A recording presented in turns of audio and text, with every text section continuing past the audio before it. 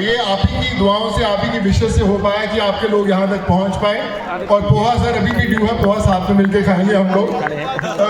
बड़ा अच्छा लग रहा है आज हम लोग इस ऑडिटोरियम में, इतना शानदार ऑडिटोरियम है।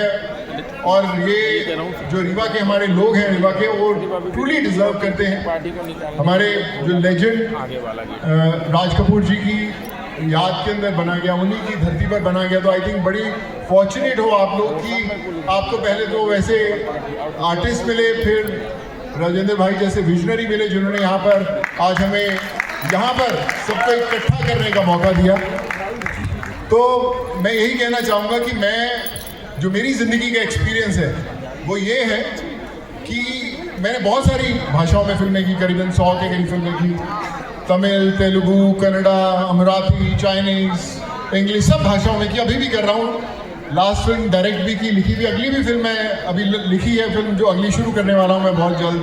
फरवरी में हमारी शूटिंग शुरू हो रही है। सो जब मैं लिखता हूँ और मैं आम जो लोग जिनसे मिलता हूँ, उन्हीं के किरदारों को मैं पिरोने की कोशिश करता हूँ कि कैसे वो रोज़ जो उनके कैरेक्टर्स हैं और वो रोल्स मिलते हैं हमें आपके शहरों में से। जब मैं शुक्ला जी के साथ बैठा था तो मैं यही कह रहा था कि जो 2 टियर और 3 टियर सिटीज़ होते जैसे रीवा, यहाँ पर जो पता ही नहीं चल रहा कि क्या हो रहा है, कैसे हो रहा है, उसमें जो नशा और मज़ा है वो बड़े से बड़े ऑर्गेनाइज प्रोग्राम्स में नहीं होता। यहाँ पर जो मज़ा आता है, क्योंकि यहाँ पर दिल से कनेक्शन जुड़ते हैं लोगों से।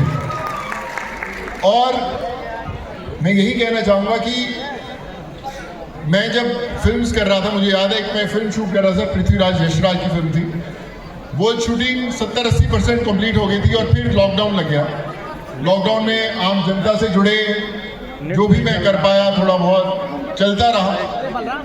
और फिर जब लॉकडाउन खत्म हुआ और मैं वापस उसी सेट्स पर गया तो अचानक वो सेट जो थे छोटे लगने लगे, अचानक वो दुनिया छोटी लगने लगी। और हमें ये रियलाइज़ हुआ कि हम पूरी ज़िंदगी जिन चीज़ों के पीछे भागते हैं कि मैं 100 करोड़ की फिल्म दे दूँ, मैं 500 करोड़ की फिल्म दे दूँ, मैं बहुत बड़ा नाम बन जाऊँ, सब बन जाऊँ, वो इतना छोटा लगने लगता है। और आपको लगता है कि जब आप एक आम इंसान के साथ जुड़ते हैं, आप एक ऐसे इंसान के साथ जुड़ते हैं जो आपसे एक उम्मीद करता है कि आप उसकी ज़िंदगी बदल सकते हैं और आप उसके लिए कोशिश करते हैं और उस कोशिश के कारण ज़िंदगी बदलती है। उससे बड़ी कोई चीज़ नहीं होती और उससे बड़ी कोई फिल्म नहीं होती, उससे बड़ा कोई बॉक्स ऑफिस नंबर नहीं होता। और इसीलिए आज जब मैं आपके साथ खड़ा हूँ, मैं आपसे वादा करता हूँ कि रीवा के साथ आज से मेरा कनेक्शन नहीं है, अभी और भी गहरा कनेक्शन हो गया है।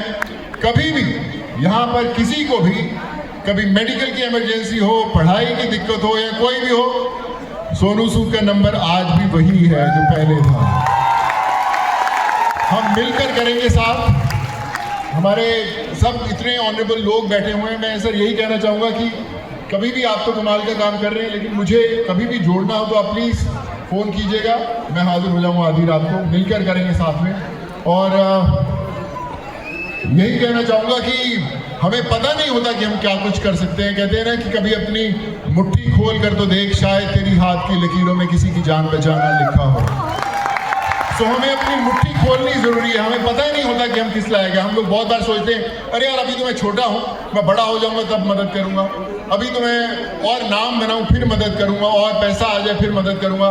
विश्वास मानिए, मदद करने के लिए ना तो आपको बड़ा होना ज़रूरी है, ना नाम होना ज़रूरी है, ना पैसा होना ज़रूरी है। सिर्फ समय निकाल के वो जज्बा होना ज़रूरी है कि आप लोगों की मदद कर सकें। कल नहीं, आज से शुरू कीजिए, साथ में जुड़ के शुरू कीजिए। और जाने से पहले मैं सिर्फ एक कमाल की चीज़ कहना चाहूँगा जो मैंने कहीं पढ़ी थी। मैं हमेशा कहता हूँ कि बहुत बार हमें लगता है कि हम जिंदगी में बहुत कुछ अचीव करना चाहते हैं और कर नहीं पाते, और हमसे दूसरे लोग बहुत आगे निकलते जा रहे हैं। तो मैं उनसे यही कहना चाहूँगा कि हौसला रख, एक समय ऐसा आएगा, हौसला रख, एक समय ऐसा आएगा जब घड़ी किसी और की होगी और समय तेरा बताएगा यार।